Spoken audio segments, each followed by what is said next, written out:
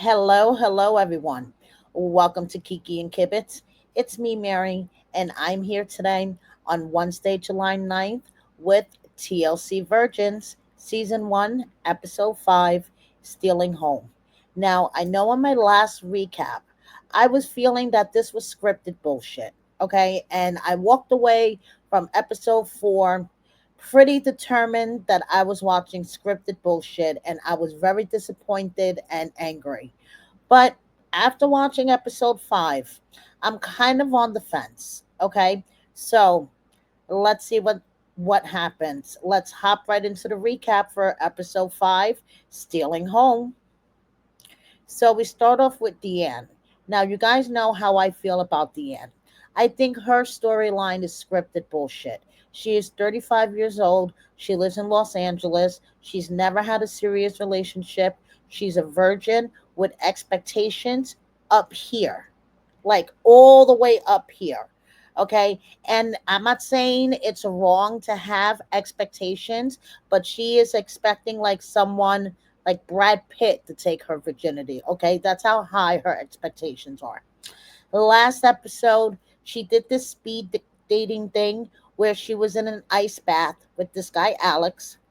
She really hit it off with him. Okay. So they exchanged numbers and whatever. She went home, checked out his IG, and realized he was 24. She's 35, no sexual experience, no dating experience whatsoever. And this dude's 24. Eh, that's not going to work. So back to the matchmaker we go. Okay. Matchmaker Tammy Pickles, okay? And here is Tammy's website. She has high caliber men and women ready for real connections, okay? So Tammy has an idea, and at first, Deianne is like, I don't know about this. This updating event that is hosted by comedians. You are brought out there blindfolded. And Deanna's like, there's an audience there? Oh, yeah. I'm going to be on a stage? Oh, yeah. Blindfolded? Oh, yes.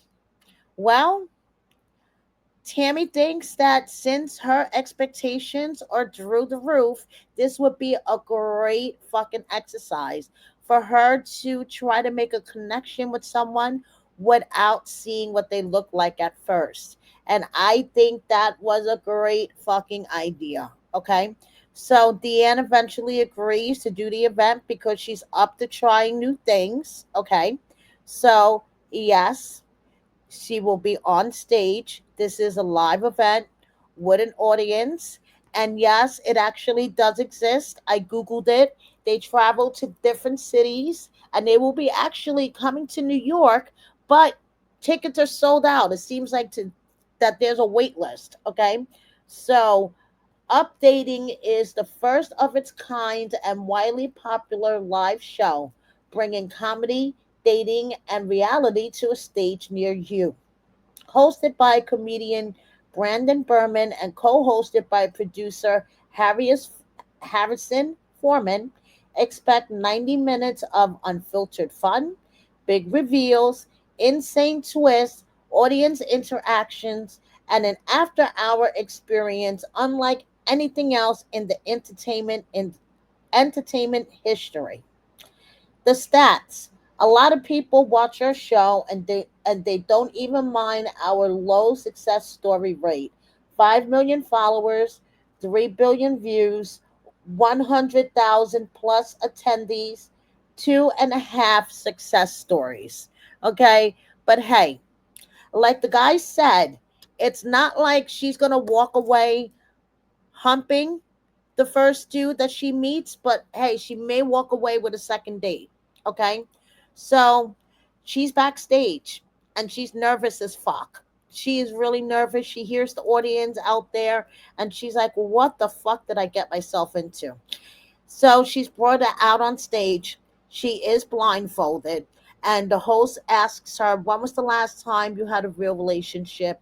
And her friend is like, oh my God, poor Deanne looks so uncomfortable. But maybe this is what she needs. Okay. She needs to step out of her box and make connections and start having a sex life like the rest of us. I agree. So Deanne eventually reveals to the audience that she hasn't had a real relationship, nor has she had sex, and that was their reaction. They were like, ugh. So meet Conrad. He is emotionally available. And I thought that was cute. Okay, his start off line, "Hi, I'm Conrad, and I'm emotionally available." I thought that was cute. Okay, the two of them vibed on stage. They laughed. They seemed to get along. He definitely wants to have kids, and we all know that's a big thing with Deanne. She wants to have kids. Okay, so they take their blindfolds off. He is very happy about the way she looks. He says that her looks and her personality totally match. So, one, two, three, thumbs up or down. And they both did a thumbs up. So, hopefully, Deanne will trust the process. Like she said, I finally let myself trust the process. And maybe she'll finally lose her V card. We shall see. Moving on, we have Alex. Oh, poor Alex. I feel so bad for him. He was friend zoned um last last episode by Andrea, someone that he met at that tantric dating thing that his sister dragged him to, remember? Well, he has other matches at that thing. So once, talking to his mom and talking to his sisters, he decided to go back and check out the other potential matches. And he met Lauren. Him and Lauren went out on a date. They had a fantastic time. So he decided for their second date, he was going to ask her to meet him at the bar and meet his sisters. Okay. I kind of agree with her when she said it was kind of awkward to have a second date, meeting his sisters, but he's really close with his family. So it did make sense to her. So she comes into the bar. He is so nervous and flustered. He's like, "Would you like something to drink?" She says, "Oh, yes, I would like wine." And he goes and he's, "Oh, no, wait a minute. What kind of wine?" And his sisters are like, "My brother has no game whatsoever. He's a little bit nervous." And she's like, "So am I." And his sister's like, "Oh, don't be nervous. Everything's good." So they did have a good date, okay? They had a good date. They were playing darts, hanging out, vibing, walked out of the bar holding hands. She gave him a hug. No kiss yet. She gave him a hug. And who knows? This may lead down the road to Alex finally losing his V card. We shall see. Moving on. Alex, he does have a great sense of family. He seems like a really good guy. Okay. Yes, he lives at home. Third, he's a virgin still. Yeah, I get all that. But, I think all in all, Alex is a good catch. He just has to find the right woman, okay, to catch him. That's the problem, in my opinion. Sonali. Sonali, all I have to say is Wayne, the sex surrogate, intimacy partner, whatever your title is, you have the patience of a saint. Holy shit, man. Sonali could be a fucking handful. And last week, she stormed out of the room because he was trying to talk to her about masturbation. Yes, I get it. It's a very uncomfortable conversation for Sonali. Okay, as a Indian woman, this is like forbidden. This is taboo. It is a cultural thing that is ingrained in her. I get it. But just, him trying to bring it up in conversation, she just totally, the wall just whoop, goes right up. Okay. And if she really wants to break down her walls and go down the road to true intimacy, she has to trust the process. And how are you going to know what the hell feels good unless you try it out yourself? I mean, how are you going to tell a man what to do if you don't know what feels good? But also, on the other side of the coin, there's the whole, cultural, traditional things that is ingrained in Sonali. I mean, she's 37 years old. It's not like she's a kid. So this has been ingrained into her for 37 years. So I get it, but she's also fucking dramatic, okay? She storms out of the room.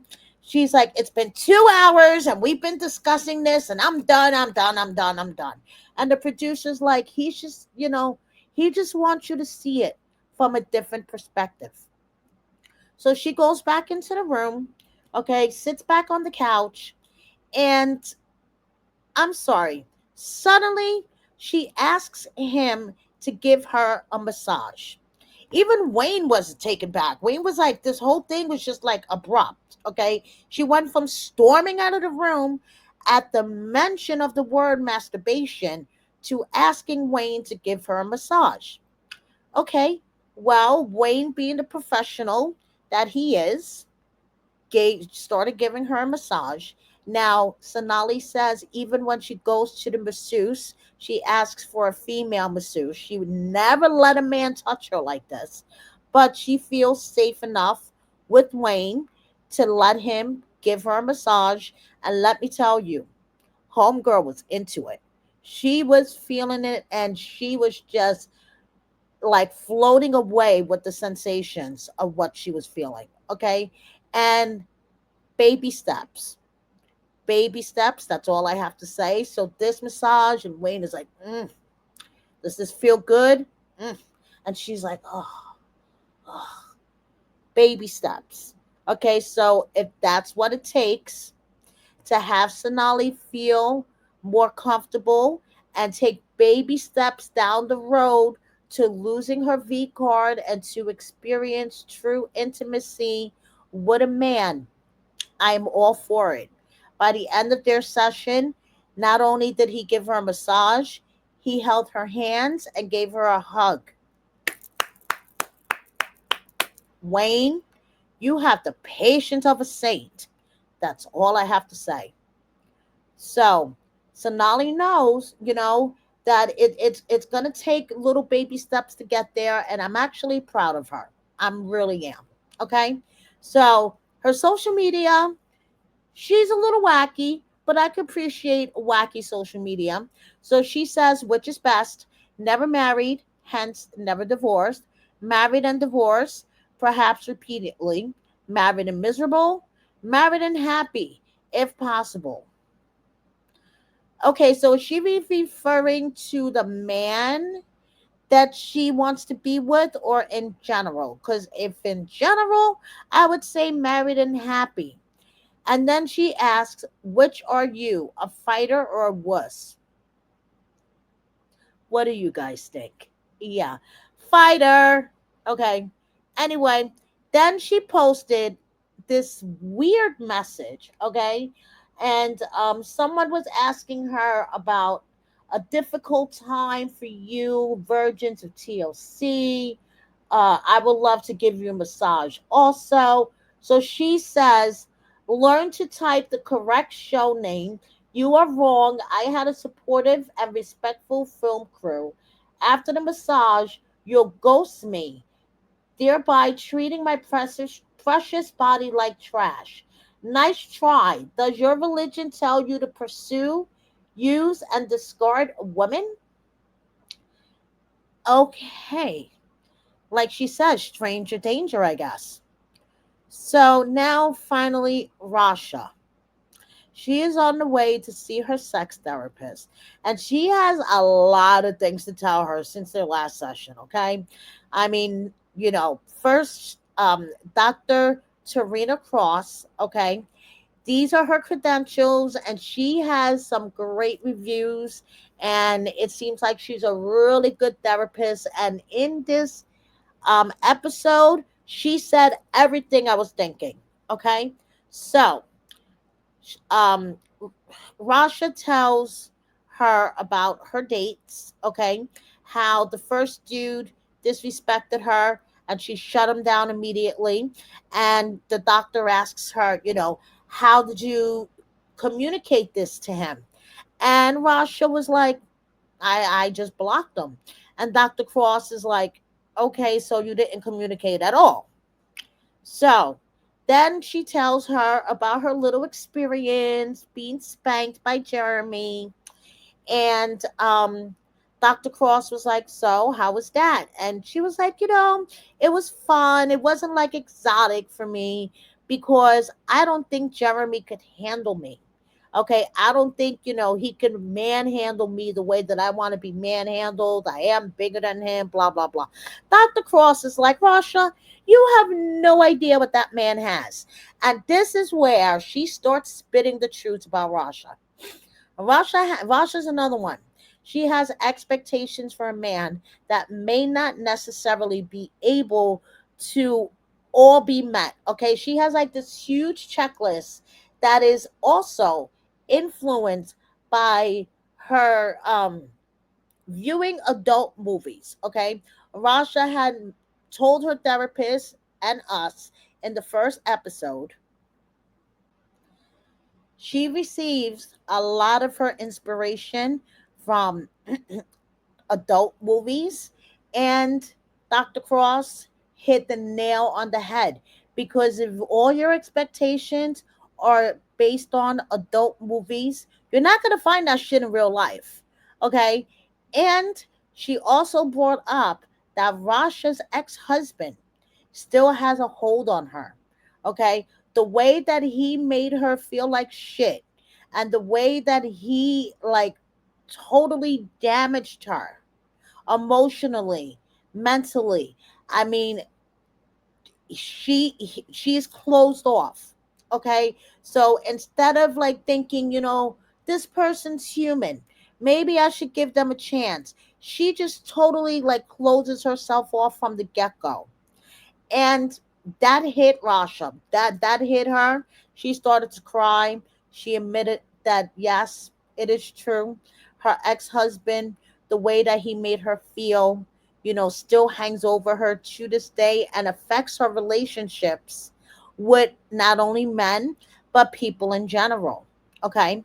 So now Rasha has a plan for this, okay?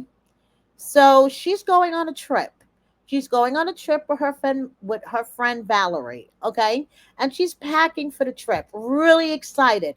You know what else she's really excited about? She's seen this guy William, and she's went on several dates with him, and they've been really, really great, okay? So let's get back to this trip that she's going on. So producers asked her about William. Do you would you be able to see yourself having sex with him and kissing him? And she was like, oh, yes. So, okay. So she's going on this trip and she sits, her mom and her sister down to show them her outfits. Her mom was like, I hope you're going to wear something over that. You're not wearing that teeny little thing. So she tells them that she's going to an adult resort. And that was her mom's reaction. Her mother was like, what? And her sister was like, she is grown and she needs to do what she got to do, to explore her sexuality. Her mother's like, what sexuality? She gonna be seeing boobs and ass and this and that. Her mom cannot wrap her mind around it, but her sister got her back. Her sister's like, you go do you, sis. Whatever makes you feel better, whatever you feel like you have to do, you go do you. And hey, I'm totally down with it. Rasha, Jessica, you guys go do you. You go get down, okay? And the only thing about this trip though is that she kind of wishes William was there. Okay? Because she could kind of see herself getting freaky with him, and in her mind, an adult resort is just like piles of people. It's sweaty masses doing the deed. You see elbows and eyes and limbs, and yeah, so that's what she pictures at the adult resort, and she is going to try new things and have fun. Say it again. She's going to try new things and have fun. Yeah. Secret's Hideaway Resort and Spa is where they're staying, and this is their site. Okay, check it out, guys. So it says special features: swimming pool, poolside bar, cigar bar, piano lounge, fine dining, sports bar, full service spa, salon, shopping, private cabanas, game room, tattoo studio, outdoor barbecue, banquet hall, Medi Bay, room service, concierge service, VIP check in service. And then it says, secrets are even juicier when shared with friends. Welcome to Secrets Hideaway Resort and Spa, Florida's premier on site lifestyle destination. Book a stay in one of our sensually decorated custom condos and set your inhibitions free. Indulge your senses and reconnect with your primal side. Your secret is safe with us. With clothing optional pool parties and restaurant service available, 4 full bars, poolside DJs, and erotically themed nightly soirees at our club. Ooh. Secrets have extensive amenities that both couples and singles alike crave to make their lifestyle fantasies become a secret reality.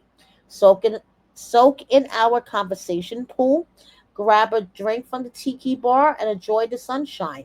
You may you may be only minutes from all the attractions Orlando Kissimmee have to offer, but you experience a fantasy world like no other as you meet new friends, reconnect with old one, and satisfy all your secret hungers. That sounds very, very interesting. So they get there, they walk in, and Rasha is like, whoa. This place is something like I have never seen before. There are people sitting in hot tubs. There is nakedness going around. And then check out this room. It's the Candyland room. It has a stripper pole slapped right in the middle of it. So the only thing that would make this room even sweeter for Rasha is maybe, just maybe, if William was there with her. Jessica was like, girl, you better tax him. So she does. We shall see if he shows up. So, like I said, I was feeling way better about this week's episode. Okay, it didn't feel so scripted to me, but we shall see. Now, Rasha's like, oh my goodness, let's see if he answers, and I can't wait to see if he answers because um if he doesn't, then we know it's scripted bullshit. But anyway, Rasha took to her Instagram stories, a question and answer sesh, and she gets asked quite the interesting questions, and she has someone that's obsessed with her feet. But that's a whole nother story. Okay, so someone asked her, "Do you get over people fast?" And she said, "Absolutely. Why hold on to something that no longer serves you?" And someone else asked, low key taken? And she said, I don't do low key. Somebody loving me loud or not at all. But like I told you guys, she has some freakadeeks sending her messages, okay? You have some of the prettiest feet I've seen. As you were being lifted in the air on that show on TLC, those thick soles had me going wild. The man lifting you in that barn or studio, helping you find your spot, showed you a little freaky as well. Beefy, buff, old virgin souls. I'm a virgin too. And she puts, wow, not beefy. Girl, if I was you, I would block whoever this is. Okay. He calls himself Footman. Yeah. Okay. So next time, Deianne is on a date with Conrad, who is emotionally available. Let's see how emotionally available he is. And Alex and Lauren go out on their third date. It seems like they're going away for a weekend, and he's going to have to broach the subject about being a virgin. So we shall see. I'm enjoying this season so far. And to let you guys know, I sent DMs to all of the cast members to see if I could get any of them to interview. So we shall see. Thank you so much, everybody, for watching me. Please subscribe if you don't already. Double check that you are subscribed, because YouTube likes to fucking play games and they will unsubscribe you and you won't even realize it. Please like, share, comment, and please consider joining my membership. And also, I'm selling merchandise. Check out my shop. Thanks so much. Have a great day. Bye, everybody.